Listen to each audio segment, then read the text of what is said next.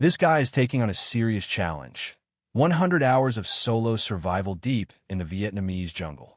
He's only brought one change of clothes, two headlamps, a small knife, and just the essentials for filming, a camera and some power banks. But before we dive into this wild adventure, let's take a quick look at the country we're exploring. Vietnam is a Southeast Asian nation located on the Indochina Peninsula, covering around 331,000 square kilometers.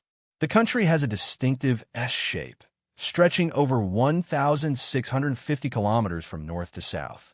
Its coastline spans more than 3,260 kilometers along the East Sea, providing incredible advantages for marine and economic development. Vietnam's terrain is remarkably diverse. About three-fourths of the land is made up of mountains and highlands, while the remaining areas include two major river deltas, the Red River Delta in the north and the Mekong Delta in the south. The country has a tropical monsoon climate, teeming with rich biodiversity and abundant natural resources, making it the perfect place for survival adventures like this one. Before we kick off this survival journey, don't forget to hit that subscribe button so you won't miss any of our thrilling adventures. Now, let's get started. After a long trek, he finally reaches the edge of the forest, surrounded by towering bamboo. The terrain here is steep and treacherous. One wrong step, and those razor-sharp stalks could easily cut through skin. To make things worse, it's the dry season. Finding water is a real challenge. Most of the forest streams are tiny, and they dry up fast under the scorching sun. But that's exactly the kind of challenge he's looking for. He's made a bold decision. Every night, he'll sleep in a different place. No going back to yesterday's camp. With this survival style, every day brings new obstacles and a brand new adventure. As he ventures deeper into the jungle, a sound catches his attention, birds chirping nearby. With his experience, he knows what that means. Ripe fruit is probably close. Birds often flock to fruit-bearing trees, singing as if calling their friends to a feast. Without hesitation, he carefully heads toward the source of the chirping. And just as he suspected, a wild banana tree stands tall before him, its fruits golden and ripe, dangling in the air. But now comes the hard part: how to reach them. Using a thick bush and some vines in front of him as leverage, he pushes the banana tree down and climbs up. It's no easy feat, but after a struggle, he finally reaches the fruit. There it is, a ripe bunch of wild bananas, though some have already been pecked by birds. He quickly grabs one and takes a bite. Wild bananas are packed with seeds, but the flavor? Surprisingly sweet, with a ton of fiber. It's not perfect, but out here it's gold. Without wasting time, he harvests the rest to store for the journey ahead. 18 ripe bananas. That's today's food taken care of. He can go deeper into the jungle without worrying about hunger, at least for now. A few moments later, he spots another bunch of green bananas higher up. With the small knife he brought along, he carefully cuts it down. He keeps the bigger ones, tosses the smaller ones, and stuffs the rest in his backpack. Once they ripen, he'll have another energy source ready. As he makes his way deeper into the jungle, something unexpected happens. A bird, clearly flying without a license, comes zooming straight at him at full speed. It crashes right into him and drops to the ground, stunned. He catches it instantly. It's a beautiful little bird, with bright feathers shimmering under the jungle light. And even though he's out here searching for food, he just can't bring himself to eat it. So, he gently opens his hands and lets it go. Just like that, whoosh. The bird disappears into the jungle, gone in the blink of an eye. He's starting to feel thirsty now, but after scanning the area, every water source around seems to have completely dried up. Not a single pond or stream in sight. Thankfully, with his survival experience, he knows a secret. Some bamboo stalks store drinkable water inside. He begins checking each one by shaking the stalks hard. If there's water inside, it'll make a soft, sloshing sound. After a few tries, he finally picks a promising stalk and starts chopping. It's not easy, especially with such a tiny knife. But after a while of steady effort, he manages to carve a small hole into the bamboo. Unfortunately, the water inside is murky, totally undrinkable. Not giving up, he shakes more bamboo nearby, listening carefully. Eventually, he finds another stalk. This one sounds just right. He gets to work again, chopping patiently. This time success. Clear, fresh water starts to trickle out. He drinks eagerly, gulping down as much as he can, not wasting a single drop. After quenching his thirst, he goes one step further, using a hollow bamboo tube to collect extra water to carry with him. A clever move, and a vital one for the journey ahead. After walking for a while, disaster struck. His backpack strap suddenly snapped clean off. It's a rough start. The survival journey has just begun, and his only bag is already broken. But no worries, he stays calm. With just his small knife, he knows exactly what to do. You can see it in his hands. He's done this before. Quick, precise, confident. In no time, he patches it back together using whatever materials he can find. And just like that, the backpack is fixed, sturdy enough to keep going. Crisis averted. Time to move forward. Right now, he's deep in the dense jungle, surrounded by all sorts of wild animals. Snakes, wild boars, and even the slim chance of running into a tiger. Although tiger sightings in Vietnam are extremely rare, the possibility is still there. And if it happens, they can strike at any moment. At this point, a sturdy stick becomes his top priority, the best defensive tool nature can offer. And what about the small knife he's carrying? It's simply too small to protect himself in a dangerous encounter. Quickly, he grabbed his small knife and started chopping down the tree in front of him to craft a defensive weapon. After 100 strikes, the stubborn tree still refused to fall. So, he kept going another 100 swings. Finally, the tree gave in and came crashing down. Next, he began trimming off the branches, keeping only the straight, sturdy trunk to turn into a proper survival staff. But he wasn't done yet. To make the stick truly effective, he began stripping off the bark and sharpening one end into a point. Only then would this wooden staff be ready to serve its full purpose, as both a tool and a weapon in the wild. Look at it, it looks powerful now. With this in hand, he's ready to continue his journey. His next goal? Find a safe place to rest for the night, ideally somewhere near a water source. And finally, he'll need to make a fire. While trekking deeper into the forest, he came across a strange-looking tree. Its shape was unusual, and at the base, there was a large hole. Who made this? No one knows. But let's take a look inside. Wow, bird eggs. Tucked safely within were a few small eggs. Just look at them. Each one is only about a quarter the size of a regular chicken egg, and their color is quite dark. Not wanting to alert the mother bird, he carefully took only a few eggs, just enough for tonight's dinner. Then, he quietly left, as if he had never been there. After walking for a while, he suddenly stopped. Something in the air had changed. He could smell it, a strong, unpleasant odor drifting from the hill just ahead. Based on his experience in the wild, he quickly guessed. This could be the smell of a rotting animal carcass. Let's follow him and see. Is there really something dead up there? Or is it just a false alarm?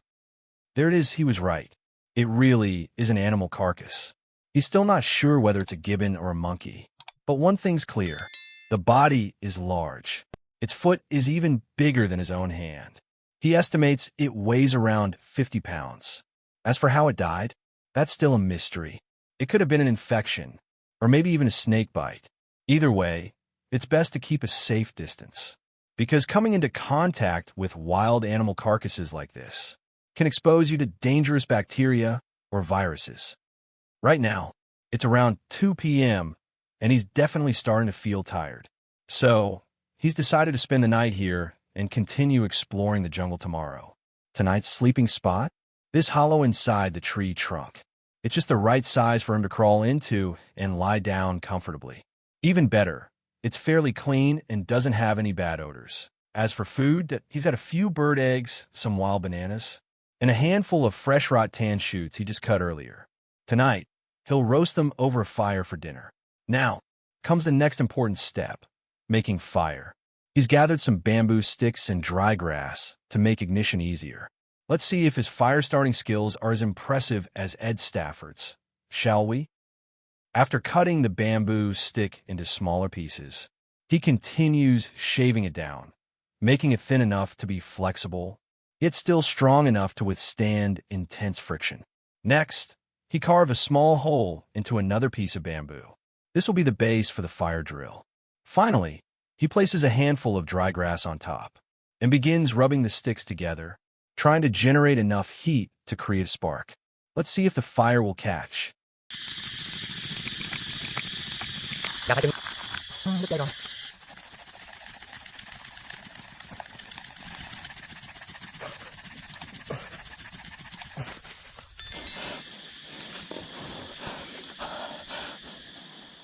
What a shame.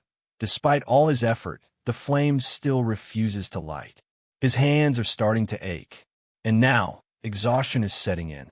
But he's not one to give up easily. He knows how important fire is for warmth, food, and protection. So after a short rest to recover his strength, he'll be back, ready to try again. Now, let's see. Will he be able to make fire this time? Or will he fail once again and give up? Let's follow along and find out. He continues to rub the bamboo stick against the wood. But this time, he moves faster and with more force, putting all his determination into every stroke. And then, the first wisp of smoke appears.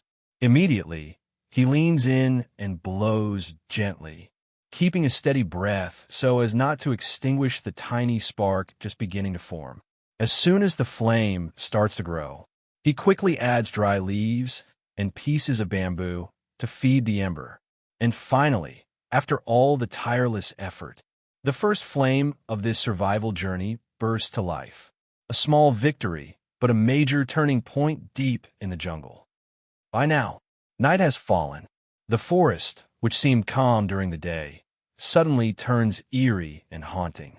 The hoot of owls, the constant buzz of insects, the distant cries of wild monkeys. They all blend together into a chilling soundscape. And when you're alone, like he is, that fear multiplies tenfold. It's no different than watching The Conjuring alone in the dark. Terrifying. Earlier, he had chopped down a few bamboo stalks to get drinking water and to cook the bird eggs he found. But first things first, he needs to boil the water. Drinking too much raw bamboo water can be harmful. Once that's done, it's time to cook the bird eggs and roast all the palm shoots he gathered earlier in the afternoon, a much-needed energy boost for the night ahead. While waiting for the food to cook, he takes the opportunity to build a simple bed from tree branches, so he doesn't have to sleep directly on the ground tonight. Looks like he's already forgotten about that hollow tree trunk from earlier. Now it's time to eat a little to regain some energy after a long day trekking through the forest. Before heading to bed, he needs to refuel. Before going to sleep, he starts planning for the next day. Tomorrow's mission is to find a small stream, not only to collect fresh water, but also to catch some fish. Next, he plans to dig up some wild tubers to add more carbohydrates to his diet along W. It's already past midnight, so he needs to rest and recharge for tomorrow. Good night, and see you again tomorrow.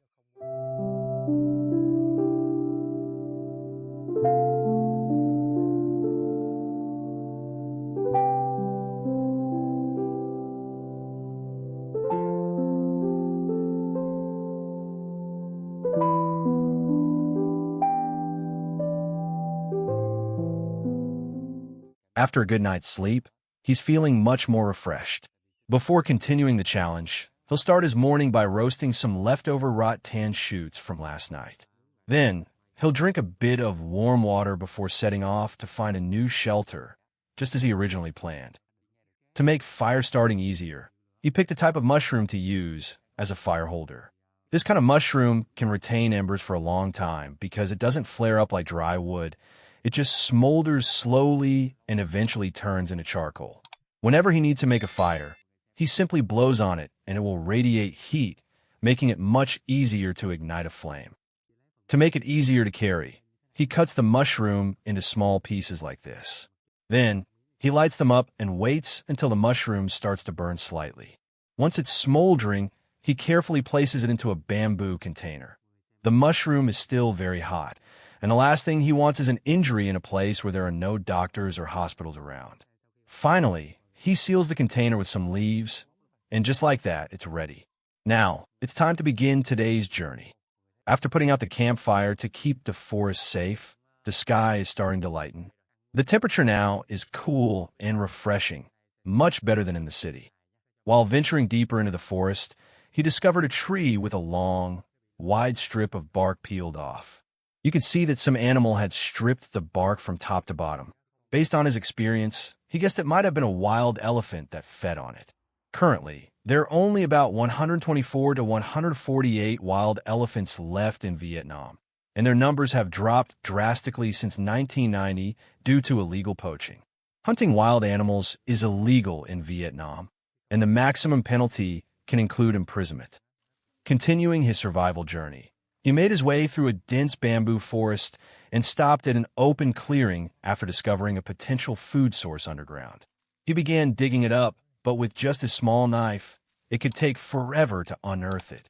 So, he decided to craft a specialized tool for the job. These two bamboo stalks are perfect for the job. First, he splits them evenly into several parts, being careful not to break, detach, or make them too thin. Next, he sharpens the ends of each piece one by one. At first glance, it may look like he's crafting hunting tools for catching animals. But in fact, these are just for digging. Finally, he fire hardens the bamboo tips over the flames to increase their durability, making them much more effective for digging into tough soil. Now, let's see how it works. Will it perform as well as he hoped? He grips the handmade tool firmly and begins to dig into the soil. The fire-hardened bamboo tips pierce the ground with surprising ease, proving that even simple, natural materials can become powerful survival tools when crafted with skill and patience. So does it work? Absolutely. And it just might save him a lot of time and energy in the days ahead. No one knows exactly how long he's been digging, but the hole has grown impressively deep. Yet the wild tuber still refuses to come out. Its roots burrowed deep into the soil like nature's stubborn anchor. His digging tool, as useful as it's been, just isn't enough for this part. But this is where his small survival knife shines. Its compact size allows him to carefully slip into the narrow space and slice through the thick roots with precision. And finally, victory! After all the effort and perseverance, he lifts the wild tuber from the earth like a buried treasure. One more step toward survival, earned through grit, patience, and smart thinking. This is the result of his entire morning of digging, a solid stash of wild tubers. With this much food, he's now one step closer to completing his 100-hour survival challenge in the jungle without worrying about hunger anymore. But success always comes at a cost. His hands are scratched and sore, and his body is clearly exhausted. The hard labor under the humid forest canopy has drained much of his energy. Right now, he needs one thing badly, a stream.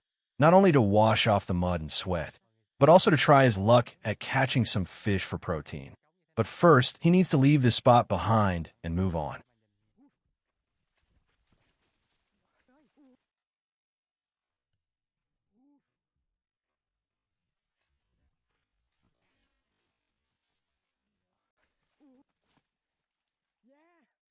Do you see that?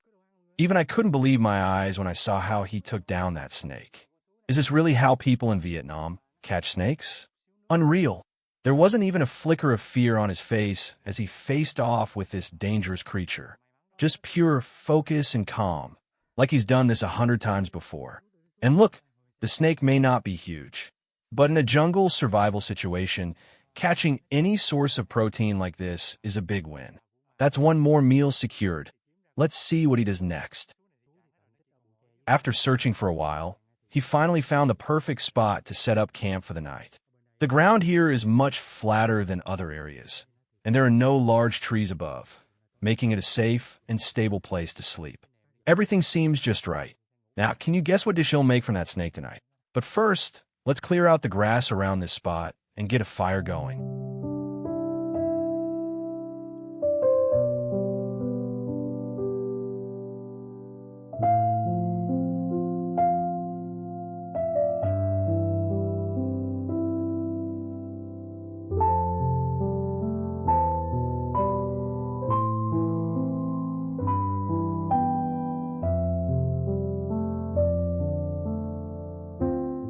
After a while, everything was set up. He now had a campfire and a simple bed made from leaves. Now it's time to head to the nearby stream to wash the wild tubers and clean the snake. Once everything was cleaned, he returned to the campsite and began preparing for tonight's dinner. These bamboo tubes will be used to boil the wild tubers and prepare drinking water. And this is the main dish of the day, fire-grilled jungle snake. Before the sun sets completely, he quickly weaves a small basket out of bamboo, planning to use it tomorrow at the nearby stream to catch some fish. But for now, let's dive into tonight's jungle feast. No doubt about it, this is hands down the best meal he's had since the very beginning. It's got everything: protein, carbs, and fiber, a fully nutritious and satisfying jungle dinner. The leftover food will be stored in bamboo tubes to keep it fresh. He can reheat and enjoy it again in the morning. Now that he's full and satisfied, it's time for a good night's sleep. Tomorrow promises to be full of new adventures. Let's wait for him to wake up and continue our journey through the tropical rainforest of Vietnam. After waking up from a good night's sleep, he's feeling refreshed and determined. Today, he's going to catch fish from the small stream nearby. Before setting off, he grabs a quick breakfast, then heads deep into the forest toward the stream. But here's the twist. He didn't bring any fishing tools or traps with him. Just like how he caught the snake yesterday, he's planning to rely entirely on his hands. Let's see if his instincts and quick reflexes can help him score another protein-packed meal today. After finding a suitable spot to catch fish, he starts executing his plan using the stones he just gathered. He carefully stacks the rocks to block the stream, creating a barrier across the flow. Once that's done, he covers the top with as many palm leaves as possible. This design works like a miniature beaver dam, and it's surprisingly sturdy. Finally, he begins scooping out the water trapped inside the dammed area. The goal?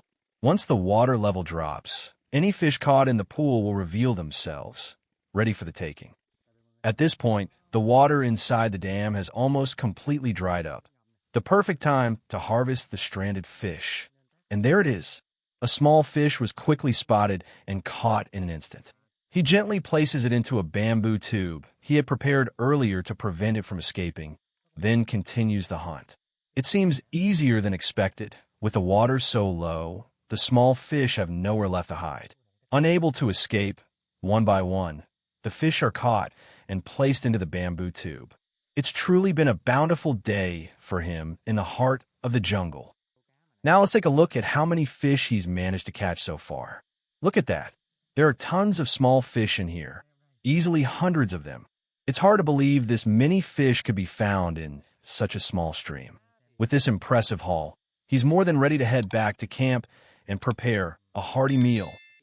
Without a moment's hesitation, he tossed all the fish into his bamboo basket and headed back to camp. However, according to the challenge rules, he had already moved to a new shelter to rest. After cleaning and gutting the fish, he quickly wove a bamboo grill. Since the fish were too small to be skewered, this was the best option. Once the grill was done, he propped it up using a bamboo stick, secured both ends with rope, and spread the fish evenly across the surface. Finally, he covered them with a few palm leaves. And that's it. This method will help the fish cook in the smoke without sticking to the grill.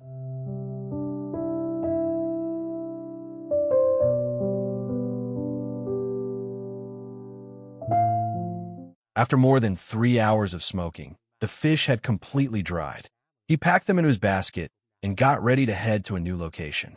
It seemed like the area around his current camp wasn't very safe, so moving on was clearly the best choice. But first, time to enjoy a small portion before hitting the road again. Following the small stream, he eventually reached a larger one. To save his energy, he decided to walk through the water instead of climbing up to the bank. The current was muddy and murky. You couldn't see a thing beneath the surface.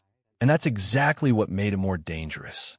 It was the perfect habitat for leeches and snakes. So he had to be extremely cautious with every step. He kept his knife tightly in hand, ready for any situation that might arise. As he moved into deeper water, look at that. Bubbles began rising all around his feet as he stepped forward. I've never seen anything like it before. If you know what causes this strange phenomenon, drop a comment below. After making it to the riverbank, night had already fallen. He quickly gathered wood and lit a fire, both to keep warm and to heat up his smoked fish basket. By now, it was already his third night sleeping alone in the forest. He was clearly exhausted. All he wanted was to eat a bit of the smoked fish and get some much-needed rest. His bed? It couldn't be any simpler, just a layer of leaves spread on the ground. That was enough. Everything he needed for the night was ready. Because over the past few days, he didn't dare to eat his fill, trying to save food for the survival days ahead. He was constantly hungry. But tonight, with this much fish, he decided to eat them all in one go. Finally, he could go to bed with a full stomach and get a better night's sleep. After 3 days in the forest, his whole body was starting to feel worn out. His muscles ached, his strength was fading, and it felt like he had lost 10 pounds in just those few days. Ending another day of survival in the forest, he felt truly happy, proud that he had given his all to accomplish the goals he set for himself over the past 3 days. He hopes that you'll continue to support him, so he'll have the strength to take on the next challenges that lie ahead. But for now, it's time to rest. Good night, and see you tomorrow morning for another adventure. Today marks the final day of his survival journey, the moment he returns home and officially ends the 100-hour wilderness challenge. After carefully packing up all his gear and putting out the campfire, he brings this unforgettable journey to a close. If you enjoyed the adventure, don't forget to subscribe to the channel so you won't miss out on even more thrilling survival missions ahead. Thanks for watching, and see you in the next journey.